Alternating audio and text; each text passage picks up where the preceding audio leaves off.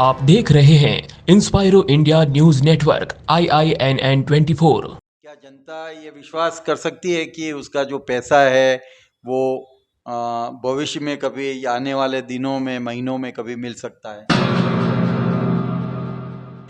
किस तरह की समस्याओं से आप सामना कर रहे हैं? कितने लोग इसकी चपेट में हैं और कितना करोड़ रुपया इनका इसमें लगभग फंसा हुआ है? लगभग एक तिहाई आबादी आज इस देश की जो है इस सहकारिता के घोटाले से पीड़ित है। जो ये घोटाला है ये क्या है, कितने लोग पीड़ित हैं, कितने हजार करोड़ का ये घोटाला है? कौन कहता है कि आसमां में सुराख हो नहीं सकता? एक पत्थर तो तबीयत से उछालो यारो। कवि दुष्यंत द्वारा लिखी गई लाइनों का यही तात्पर्य है कि दुनिया में कोई ऐसा काम नहीं है जो कठिन है या जो पूरा नहीं किया जा सकता है। अगर संघर्ष किया जाए तो हम आसमां में भी सुराख कर सकते हैं। और मेरे साथ आज कुछ लोग ऐसे ही बैठे हैं जो आसमां में सुराख करने की ताकत रखते हैं और उसके लिए पूरी संघर्ष और पूरा कोशिश कर रहे हैं। ये वो लोग हैं जो आदर्श कोऑपरेटिव सोसाइटी का जो महाघोटाला पूरे देश में हुआ है और लाखों लोग जिसकी चपेट में आए हैं, जिनके हजारों करोड़ रुपए अभी डूबे हुए हैं। न तो सरकार उनको लेकर कोई प्रसंज्ञान ले रही है, न कोई नेता ले रहा है और न ही आम जनता। आम जनता इसलिए बोल रहा हूँ कि लाखों लोग इस मामले में पीड़ित हैं। इसके बावजूद चंद लोग, ये जो मेरे पास बैठे हैं, इन जैसे चंद लोग, कुछ सैकड़ों लोग इसके लिए आंदोलन कर रहे हैं। इन्होंने अपनी रातों की नींद छोड़ रखी है, दिन का आराम छोड़ रखा है उन लोगों के लिए जिनके करोड़ों रुपए इस घोटाले में फंसे हुए हैं। मेरे साथ में है भरत कुमावत, जो यहाँ पर इस आंदोलन को उठाए हुए हैं और करोड़ों लोगों को वापस पैसा दिलाने के लिए कोशिश कर रहे हैं, प्रयास कर रहे हैं। भरत जी, सबसे पहले इंस्पायरो इंडिया में मैं आपका स्वागत करता हूं और जो संघर्ष कर रहे हैं साथी हैं उनका भी मैं स्वागत करता हूं। साथ ही संक्षिप्त में पहले ये जानना चाह रहा हूं कि आदर्श कोऑपरेटिव सोसाइटी और संजीव क्रेडिट कोऑपरेटिव सोसाइटी का जो ये घोटाला है ये क्या है, कितने लोग पीड़ित हैं, कितने हजार करोड़ का ये घोटाला है? देखिए, ये जो घोटाला एक दिन में नहीं हुआ। आज जो परिदृश्य सामने आया है वो इस पूरी व्यवस्था की मिलीभगत का एक जीवंत उदाहरण है।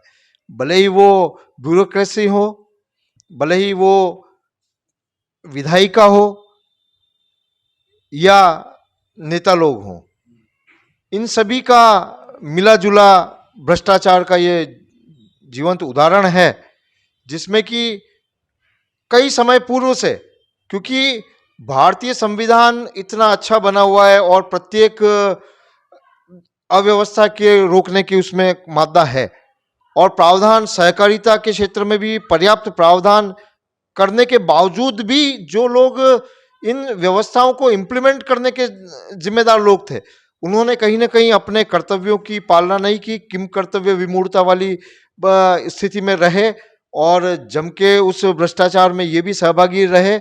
और जब बढ़ते बढ़ते बढ़ते जब भ्रष्टाचार इतना बढ़ गया कि किसी के हाथ में न रहा, तब ये घोटाला के रूप में जनता के सामने आए हैं।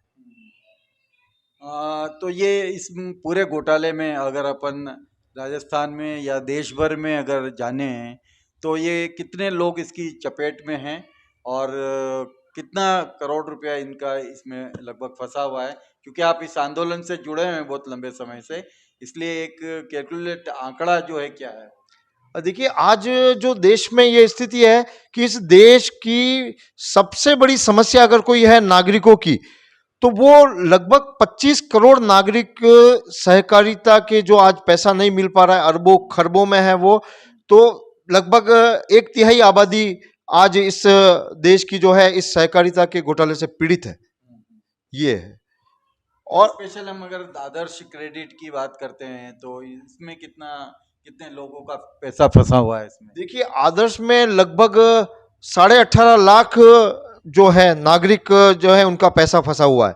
और सबसे बड़ी तादाद में अगर आज कोई पीड़ित है तो सहारा के निवेशक हैं, पीएससीएल के निवेशक हैं, इसके साथ आदर्श के भी 18.5 लाख जैसे मैंने बताया है ही है।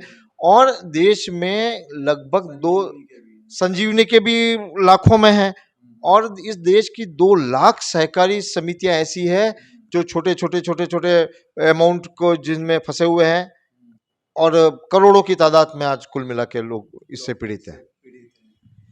इतना करोड़ों रुपया फंसा होने के बावजूद और इतने लाखों का जो निवेश है जनता का फंसा हुआ है, इसके बावजूद आपको क्या लगता है कि सरकारें जो हैं, चाहे वो केंद्र सरकार हो चाहे राज्य सरकार हो, इस पे इतना फोकस क्यों नहीं रख पा रही है या ध्यान दे क्यों नहीं पा रही है, जनता को पैसा क्यों नहीं दिला पा रही? देखिए, जहां तक सहकारिता घोटाले की बात है तो संपूर्ण तंत्र यहाँ भारत के संविधान में जो 3 अंग बताए गए हैं, भले ही वो न्यायपालिका हो, कार्यपालिका हो या विधायिका हो, ये तीनों ही तंत्र का मिला जुला फेल्योर है ये समस्या। क्योंकि न्यायपालिका की मंथर गति है, उसकी अपनी सीमाएं हैं, अपनी बाधाएं हैं, अपनी बाध्यताएं हैं। तो इस कारण न्यायपालिका के आदेश के बावजूद भी न्याय नहीं मिल पा रहा है लोगों को। और चूंकि कार्यपालिका तो स्वयं ही दोषी है, और मेन कराने वाले जो हीरो हैं वो विधायिका में बैठे हुए हैं। आज देखा जाए तो प्रत्येक सहकारिता घोटाले में देखा जाएगा कि घोटाले के पहले बड़े बड़े नेता लोगों ने इनके उद्घाटन किए, इनके कार्यक्रमों में आए, इनसे लाभ लिया, और कहीं ना कहीं पूरी व्यवस्था फेलियर रही है। और सबसे बड़ी बात है कि लोगों को न्याय नहीं मिल पा रहा है। तो इस कारण से कि न्याय में ये जिस प्रकार का ये घोटाला है, जिस प्रकार की इसकी व्यवस्था है, उसमें तीनों ही मिलीजुली जब तक तालमेल न हो, न्यायपालिका के आदेश की तुरंत पालना न हो, तब तक ये काम होगा नहीं। और पालना करेगा कौन? घोटाले करने वाले स्वयं तो अपने खिलाफ जांच करेंगे नहीं। तो ये एक बहुत बड़ी समस्या है कि हम उन्हीं से अपेक्षा कर रहे हैं जो कि इस घोटाले के देनदार हैं, उन्हीं से अपेक्षा कर रहे हैं कि वो आगे चल के हमें न्याय देंगे। इसी वजह से न्याय नहीं मिल पा रहा है। अच्छा, आप लोग जो ये आंदोलन कर रहे हैं, चाहे वो आदर्श का हो, चाहे संजीवनी का हो, चाहे सहारा का हो, पीएसएल का हो, तो इसमें ये आंदोलन का भी स्टेटस क्या है और कहाँ तक ये पहुँचा है? क्या जनता ये विश्वास कर सकती है कि उसका जो पैसा है वो भविष्य में कभी, आने वाले दिनों में, महीनों में कभी मिल सकता है? देखिए, मैं एक विधि का विद्यार्थी हूँ और अधिवक्ता भी हूँ इस नाते, और मेरी न्याय प्रणाली में पूर्ण आस्था है। इसलिए मैं सभी निवेशकों को यह आश्वस्त करना चाहता हूं कि हमारे द्वारा दिया गया पैसा 100% कानूनी रूप से खरा है और खड़ा हुआ है। इसलिए कहीं पैसा अगर डूबेगा तो कहीं ना कहीं राजनीतिक और इनकी कारगुजारी के कारण सभी लोगों को पैसा नहीं मिलेगा। बाकी वैधानिक रूप से देखा जाए तो पैसा खड़ा हुआ है, खरा है, खरा सोना है। अच्छा, पूरे देश भर में इसको लेकर कितने आंदोलन चल रहे हैं? क्योंकि आप उदयपुर के आंदोलन से जुड़े हुए हैं, राजस्थान के आंदोलन से जुड़े हैं, दूसरे राज्यों में भी इसके आंदोलन चल रहे हैं, तो क्या लगता है कि कितने लोग और कितनी संस्थाएं जो है इस प्रकार के जो आंदोलन में जुड़ी हुई है, लोगों को पैसा दिलाने में लगी हुई है अभी? एक कहावत है कि बकरे की अम्मा कब तक खैर मनाएगी। तो कुछ न कुछ ऐसा ही चरितार्थ हो रहा है। और हमने भी ये आदर्श आंदोलन 2019 में गुलाब बाग से शुरू किया, जो आज जंतर मंतर पर भी 3 बार जो है इसकी राष्ट्रीय स्तर पर हम दस्तक दे चुके हैं। और अभी 23 मार्च को देश भर के सारे निवेशकों ने जंतर मंतर पर प्रदर्शन किया। और सरकारों को और इन राजनीतिज्ञों को लगता था कि ये सब निवेशक बिखरे हुए हैं और इनमें कोई दम नहीं है। तो ये गलतफहमियां धीरे धीरे निवेशक जो हैं उनकी तोड़ रहे हैं। और ये आने वाले 2023 और 2024 के चुनाव में निवेशकों का जो पीड़ा है वो इस चुनाव को सीधे प्रभावित करने वाली है। और अभी 2023 में राजस्थान में चुनाव होने जा रहे हैं। तो हम लोगों की यही रणनीति है कि अब की बार निवेशकों के हित की सरकार, क्योंकि भले ही ठीक है हम, क्योंकि राजनीतिक हमारा विषय नहीं है और हम नहीं आना चाहते हैं, चुनाव लड़ना भी नहीं चाहते, ना हमारी हैसियत है, लेकिन हम इतने संख्या में हैं, हम भी पूरी तैयारी कर रहे हैं कि पोलिंग बूथ स्तर तक निवेशकों को संगठित कर रहे हैं, और अब की बार जो विजयी मत है वो हम निवेशक लोग मिलकर देने वाले हैं।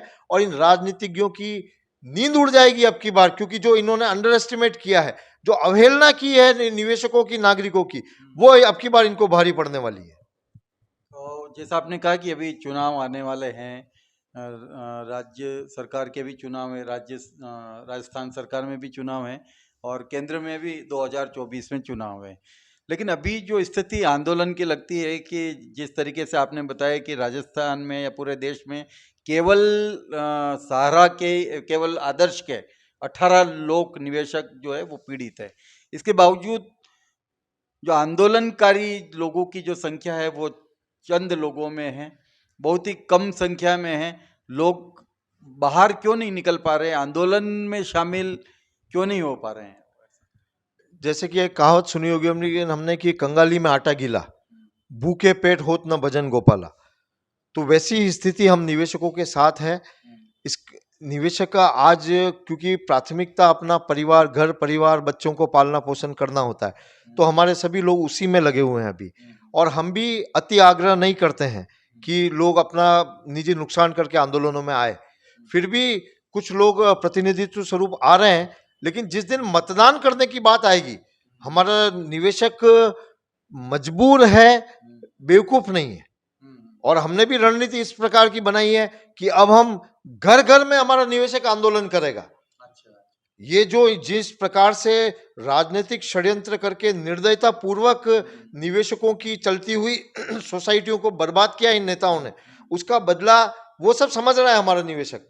और हमने भी एक नई तरह का आंदोलन, जन आंदोलन इस भारतीय लोकतंत्र में लाया है कि आपके घर घर आंदोलन, हर घर आंदोलन।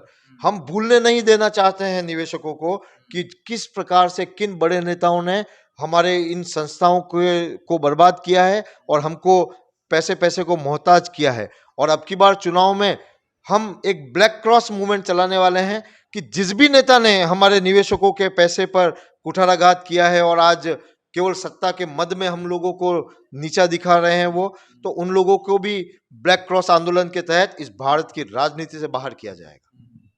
तो ब्लैक क्रॉस आंदोलन क्या है, इसकी क्या पृष्ठभूमि है इसकी? ब्लैक क्रॉस आंदोलन सीधा है कि हम अब की बार सामाजिक सरोकारों का भी पालना निवेशक लोग करेंगे।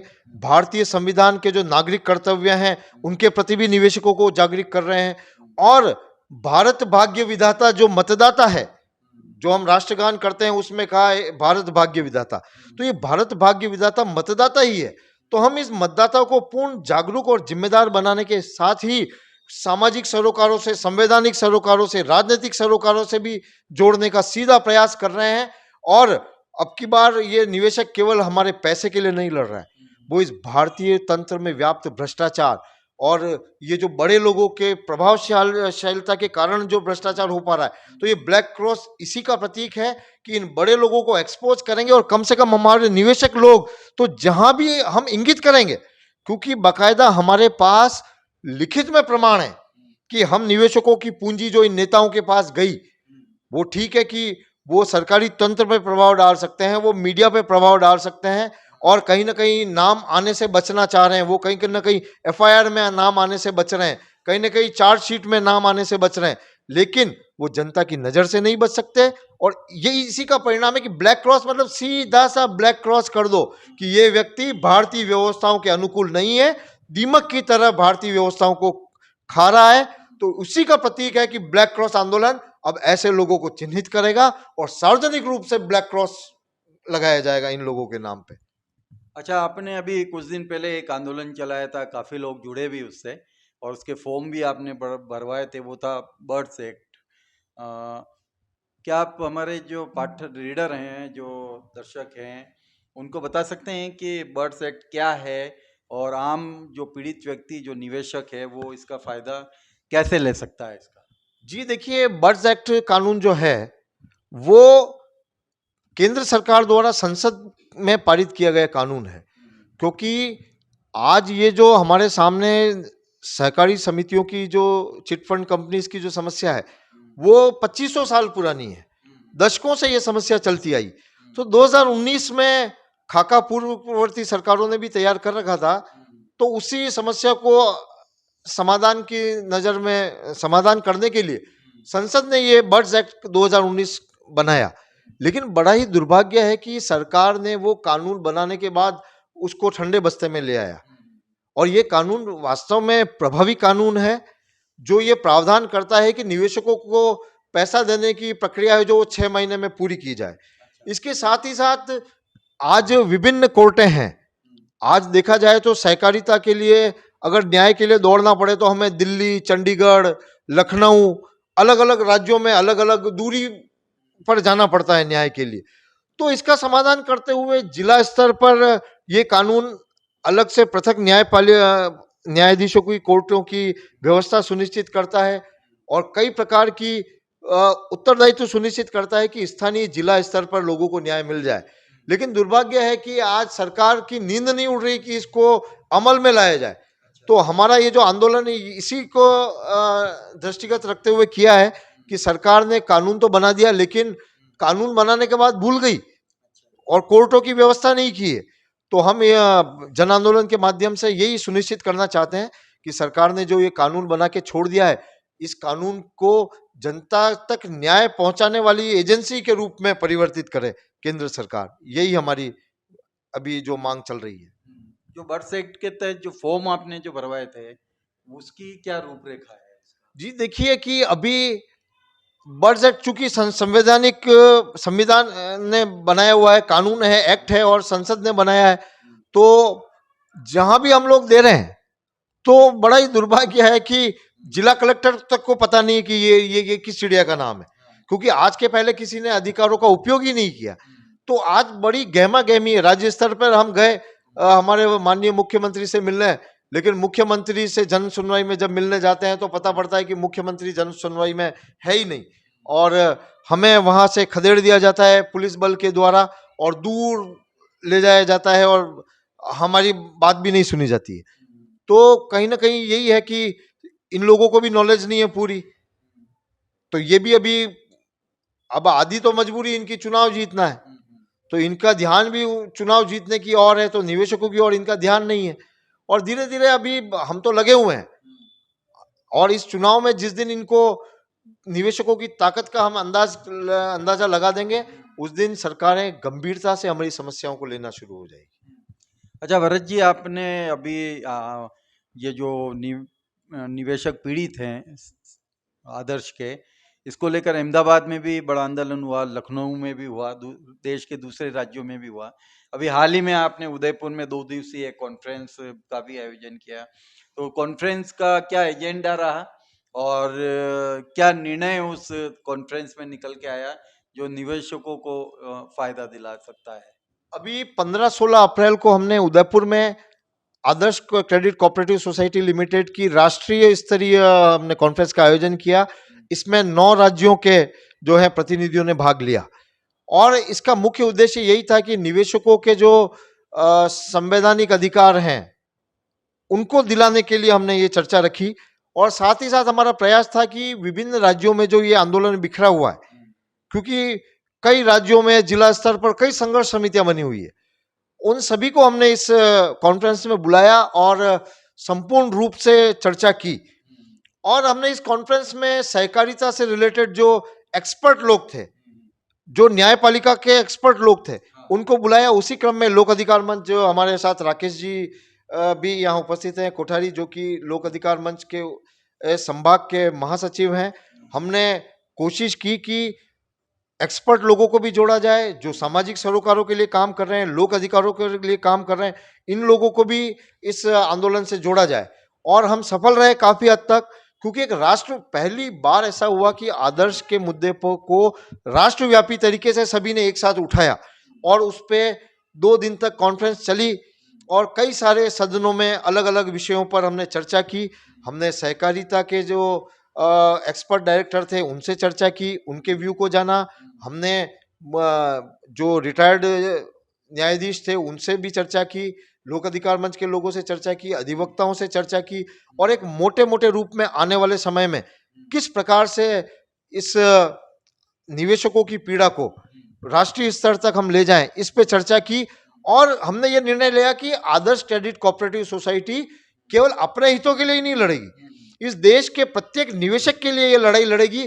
और अब शीघ्र ही हम लोक अधिकार मंच के तत्वाधान में राष्ट्रीय स्तर पर एक जन आंदोलन करने जा रहे हैं, और उसमें हमारी केंद्र सरकार से सीधी मांग है कि ये जो देश के करोड़ों लोगों ने, अरबों खरबों, मतलब ऐसे छोटे छोटे लोगों के, प्रकाश जी, ये सहकारिता की मुख्य खासियत यही थी कि इसमें छोटे छोटे लोगों ने भी दैनिक, मतलब ऐसा जो सब्जी बेचते हैं, फल बेचते हैं, जो हमारी माताएं बहनें जो घरों में कचरा पोछा करती हैं और किस प्रकार से छोटी छोटी रकम को बचाती हैं अपने सुनहरे भविष्य के लिए, ऐसे सब लोगों ने इसमें पैसा जमा कराया। तो हम चाहते हैं कि अब हम सारे लोगों की लड़ाई लड़ेंगे, और केंद्र सरकार, सबसे पहली बात तो सरकारें स्पष्ट रूप से जिम्मेदारी ले, क्योंकि सरकारों ने कानून तो बना दिया, लेकिन कहीं ना कहीं इतनी चालाकियां रखी है कि सरकार लाइसेंस दे देती है, सरकार जीएसटी वसूल कर लेती है हमारे पैसों पे, सरकार इनकम टैक्स वसूल कर देती है, सरकार टीडीएस वसूल कर लेती है, लेकिन जब उत्तरदायित्व की बात आती है तो सरकार सीधा सा कहती है कि कानूनी रूप से सरकार जिम्मेदार नहीं है। तो हम चाहते हैं कि सरकार जिम्मेदारी ले, करोड़ों लोगों के, नागरिकों के निवेश की सुरक्षा की गारंटी में कानून बनाए। इसी को लेकर अब एक राष्ट्रव्यापी जन आंदोलन होने वाला है। ये जो आंदोलन चल रहा है, चाहे ये सहारा का है, चाहे ये संजीवनी का है, पीएसएल का है, या किसी और घोटाले का है, इसको लेकर लोक अधिकार मंच एक बनाया गया है। और बड़ी ताकत के साथ में लोक अधिकार मंच के जो कार्यकर्ता हैं, जो मेंबर्स हैं और जो पदाधिकारी है, उस आंदोलन को राष्ट्रीय स्तर पर ले जाने की कोशिश कर रहे हैं। लोक अधिकार मंच उदयपुर के जो लीडर हैं राकेश जी कोठारी, वो भी हमारे साथ में हैं, और हम इनसे जानेंगे कि जो इनका मंच है वो निवेशकों को पैसा दिलाने के लिए उनका जो आंदोलन है उसको आगे बढ़ाने के लिए क्या कर रहा है। सर्वप्रथम तो मैं इंस्पायरो इंडिया चैनल को बहुत बहुत धन्यवाद देना चाहूँगा कि ये हमारे निवेशकों की पीड़ित व्यथा को आगे लाने में अपनी अहम भूमिका निभाने जा रहे हैं। मैं लोक अधिकार मंच के मुख्य उद्देश्य को ही बताता हूँ। नागरिक अधिकार एवं उपभोक्ता संरक्षण, यही लोक अधिकार मंच की पहचान है। हम लोगों का यही ध्येय रहता है कि नागरिक अधिकारों का हनन नहीं हो और उनके कर्तव्य के प्रति भी वो लोग सचेत रहें। निवेशकों की बात आदर्श की जहाँ तक है, हिंदुस्तान में जगह जगह पर प्राइवेट सेक्टर में सहकारी समितियाँ बनी और उनके अंदर अपनी छोटी छोटी बचत के द्वारा लोगों ने अपने अपने निवेश किए। कई लोगों ने तो अपने घर बार जमीन जायदाद बेच करके भी उनमें निवेश किया। आप स्थिति देखें कि कई लोग इससे पीड़ित होकर के करीबन मेरे ख्याल से 2-4 तो सुसाइड कर चुके हैं। और लोक अधिकार मंच इस मामले को अपने राष्ट्रीय लेवल पर उठाने जा रहा है। मैं आपको बता देना चाहता हूं कि अतिशीघ्र लोक अधिकार मंच इन सब निवेशकों को इकट्ठित करके एक पिटीशन हाई कोर्ट में दायर करने जा रहा है, जिससे कि सरकार से कानूनी रूप से भी प्रखर रूप में वार्ता की जा सके, प्रखरता के साथ उनके साथ संवाद किया जा सके। साथ ही मैं आपको बताना चाहूँगा, भरत जी ने तो काफ़ी अच्छे लेवल पे कार्य किया ही है, और इसको जनता के बीच में हम लोग अतिशीघ्र जाकर के जन संवाद के द्वारा हम चाहेंगे कि एक एक गांव जाकर के लोगों को इसके साथ जोड़ करके और एक राष्ट्रीय संगठन के रूप में कि जो निवेशक पीड़ित हैं वो सब एक साथ आ जाए, क्योंकि ये चुनावी वर्ष है। इस बार राजस्थान सरकार के चुनाव भी हैं, और दोनों ही सरकारें, जो पूर्व की रही हो या तत्कालीन और जो आज की है, दोनों ही सरकारों ने इस मामले को कभी भी अपने एजेंडे में नहीं लिया है कि इनको हम किस तरह से राहत दिला सकें। और इनको इस निवेशकों को राहत दिलाने के लिए 100% मैं कहना चाहूँगा कि इनको इस पर ध्यान देना पड़ेगा। नहीं तो निवेशक इतनी ज़्यादा तादाद में पीड़ित हैं कि आप सोचिए कि अगर एक निवेशक अगर 10 को जाकर के अगर उसका मानस परिवर्तन करता है, तो सोचिए कि राजस्थान सरकार फिर कहाँ जाएगी। और जो भी सरकार बनाने के लिए जो भी दल आगे आएंगे, उनको 100% रूप से जनसंवाद करना चाहिए, और जो निवेशक हैं उनकी व्यथा को उनको अपने एजेंडे में शामिल करना चाहिए। साथ ही मैं आभार ज्ञापित करना चाहूँगा प्रकाश जी सर का, जिन्होंने अपना अमूल्य समय निकालकर हमें हमारी व्यथा सुनने का मौका अवसर प्रदान किया। बहुत बहुत आभार, बहुत बहुत धन्यवाद। अच्छा, हम फिर भरत जी से बात करेंगे। और भरत जी, आप बताइए कि जो आंदोलन चल रहा है सहारा को लेकर या आदर्श कोऑपरेटिव सोसाइटी के घोटाले को लेकर, तो इनमें क्या समस्याएं आ रही है निवेशकों के सामने या जो आंदोलनकारी है उनके सामने? किस तरह की समस्याओं से आप सामना कर रहे हैं? देखिए, वो सबसे बड़ी समस्या, अगर मैं विधि के विद्यार्थी अधिवक्ता होने के नाते देखता हूँ, तो यह है कि भारतीय संविधान की जो सबसे बड़ी खासियत है वो है ये यहाँ के प्रत्येक नागरिक के कुछ मौलिक अधिकार सुनिश्चित करता है और निश्चित रूप से मौलिक अधिकारों की रक्षा का भी प्रबंधन करता है। तो आज सबसे बड़ी जो समस्या तो मैं यही देखता हूँ कि नागरिकों के मूल अधिकार, आज दैहिक अधिकार है, स्वतंत्रता पूर्वक जीने का अधिकार है और गरिमामय जीवन जीने का अधिकार है। तो आज जिस प्रकार की परिस्थितियां इन निवेशकों के साथ हो गई है कि खुद का पैसा तो डूब गया, लेकिन जिन लोगों ने सरकार के लाइसेंस के कारण, एजेंट्स ने, एडवाइजर्स ने, लीडर्स ने लोगों से पैसा लेके निवेश किया, करवाया इन सोसाइटियों में, तो उनका जीवन इतना गरिमाहीन हो गया है कि लोग अपने भारत देश में निर्वासित जीवन जी रहे हैं। इस प्रकार से दर बदर की ठोकरें खा रहे हैं जैसे उन्होंने कोई अपराध कर दिया हो, जबकि वो निर्दोष है। आज लोग अपने घरों में नहीं जा पा रहे, गांव में नहीं जा पा रहे, क्योंकि गांव में जाते हैं तो लोग उनसे पैसा मांगते हैं और लोग कतई सुनने को तैयार नहीं, हम नहीं जानते, हमने तो तेरे को पैसा दिया, तू ला के दे। और अधिकांश देखिए लोगों ने अपने सगे संबंधियों, यारों, दोस्तों, मित्रों, इन्हीं से निवेश करवाया। तो आज स्थितियां ऐसी आ गई है कि लोग बाग मांगलिक उत्सवों में नहीं जा पा रहे हैं, शादी ब्याह में जिमने नहीं जा पा रहे हैं, क्योंकि जहां जाएं वहीं लोग उगाई चालू कर देते हैं। तो ये एक बहुत बड़ी विडंबना है कि लोगों के सामाजिक संबंध टूट रहे हैं, पारिवारिक संबंध टूट रहे हैं, लोग अपने घरों से बेदखल हो गए हैं। कई लोग तो ऐसे आते हैं प्रकाश जी हमारे पास कि रात रात को जाते हैं घर पे, अंधेरे में जाते हैं और अंधेरे में ही छुप के वापस निकलना पड़ता है उन लोगों को। ये एक बहुत बड़ी समस्या ये है। और एक बहुत ही दर्दनाक हादसा हुआ कि 26 जनवरी 2020 को हमारे पास ही नाथद्वारा में एक व्यक्ति ने अपनी जमीन बेची थी और 45 लाख रुपए यूं के यूं, जब किसी को पता पड़ा एडवाइजर को, तो वो यूं का यूं गया उसके पास और उसको क्या पट्टी पढ़ाई कि 45 ही लाख रुपए उन्हें निवेश कर दिया आदर्श में। और घर वालों उसके इतना पीछे पड़ गए, इतना पीछे पड़ गए कि सोसाइटी पैसा दे नहीं रही, एजेंट देने का सवाल नहीं, घर जाए तो गृह कलेश इतना बढ़ गया कि 26 जनवरी के दिन उस व्यक्ति ने इस गणतंत्र दिवस के दिन ऐसा काम किया कि फांसी लगाकर जीवन लीला को समाप्त किया।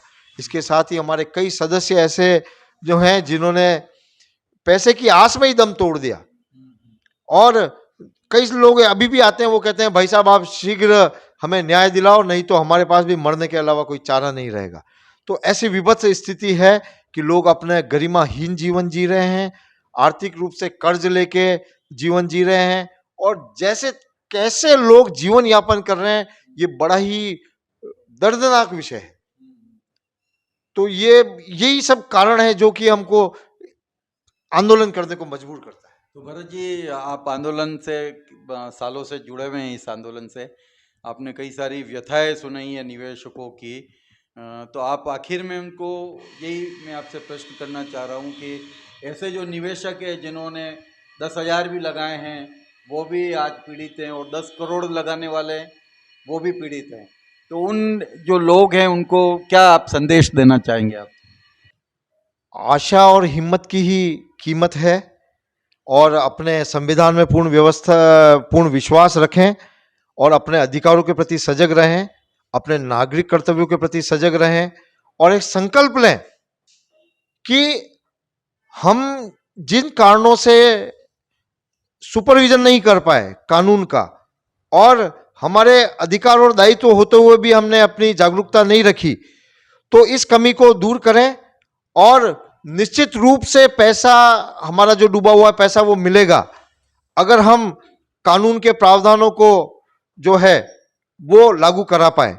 और सबसे बड़ा जो हमारे पास जो ब्रह्मास्त्र है वो है हमारा मताधिकार। इस मताधिकार का हम प्रयोग करें और सजगता से प्रयोग करें, और इस बार संपूर्ण आंदोलन जो है वो चुनाव केंद्रित आंदोलन ही हम लोगों ने तैयारी की है। तो आप तो घर बैठे आंदोलन करें, हमें कहीं निकलना नहीं है, बाहर नहीं जाना है। हमें इन व्यवस्थाओं में जो सफेद पोश अपराधी छुपे हुए हैं ये भी हम आपके सामने लाएंगे कि कौन नेता हैं जिन्होंने हमारे इस घोटाले को जो है अंजाम दिया है। इन लोगों से की सूचना हम आप तक पहुंचाएंगे। आप निश्चिंत रहें, निश्चित रूप से हमारे अधिकार मिलने वाले हैं, हमारे पैसा भी हमारा मिलने वाला है। और इस देश में जो निवेशकों से मैं जो उम्मीद कर रहा हूं कि हमारे निवेशक लोग एक अच्छे नागरिक का कर्तव्य निभाएंगे और मताधिकार के माध्यम से इस व्यवस्थाओं में व्याप्त भ्रष्टाचार और भ्रष्ट लोगों के जो है वो बाहर करेंगे इन राजनीतिक व्यवस्थाओं से। तब ऑटोमेटिक ये व्यवस्थाएं जो है हमारी सुधरेगी। और जब इस राजनीतिक हलके में एक संदेश जाएगा कि निवेशकों को कमतर ना आके निवेशक जागरूक हो चुके हैं, तो ऑटोमेटिक ऐसे लोग समाज में से ही निकल के आएंगे। देखिए, कहीं बाहर से आसमान से नहीं टपकेंगे। जिस दिन ये निवेशकों का मुद्दा बड़ा मुद्दा बन जाएगा, इस समाज की राजनीति का धुरी बन जाएगी, उस दिन राजनीति करने वाले नेताओं को भी ये अध्ययन करना पड़ेगा कि किस प्रकार से हम इन निवेशकों की समस्या का समाधान करें। और जिस दिन निवेशकों की समस्या का समाधान करने वक्त की प्राथमिकता वाले लोग इन सदनों में आएंगे, निवेशकों को घर बैठे पैसा मिलना सुनिश्चित हो जाएगा। तो दोस्तों, आज हमने बात की भरत कुमावत जी से, राकेश जी कोठारी से। और जैसा शुरू में मैंने बताया था कि ये आसमां में सुराग करने की हिम्मत रखते हैं, क्योंकि एक लंबा संघर्ष इन्होंने किया है और अभी भी बहुत ही पॉजिटिव हैं, बहुत ही सकारात्मक है कि पैसा निवेशकों को मिलेगा। और हम किसी भी तरीके से आंदोलन के जरिए, अहिंसक आंदोलन के जरिए, गांधीगिरी के जरिए हम निवेशकों को पैसा दिलाएंगे। ये एक बहुत बड़ी बात है और हमें भी विश्वास है कि इस तरह के लोग अगर समाज में होते हैं तो जो पीड़ित लोग हैं उनको ज़रूर न्याय मिलेगा। और इस न्याय दिलाने में आप जैसे जो जनता है उनको भी अपनी भूमिका का निर्वाह करना चाहिए, तभी इस प्रकार के जो संघर्षशाली लोग हैं वो आगे बढ़ पाएंगे। ऐसी ही हमारी आशा है। मैं इंस्पायरो इंडिया के लिए प्रकाश शर्मा, कैमरा एक्सपर्ट रिमझिम शर्मा के साथ में।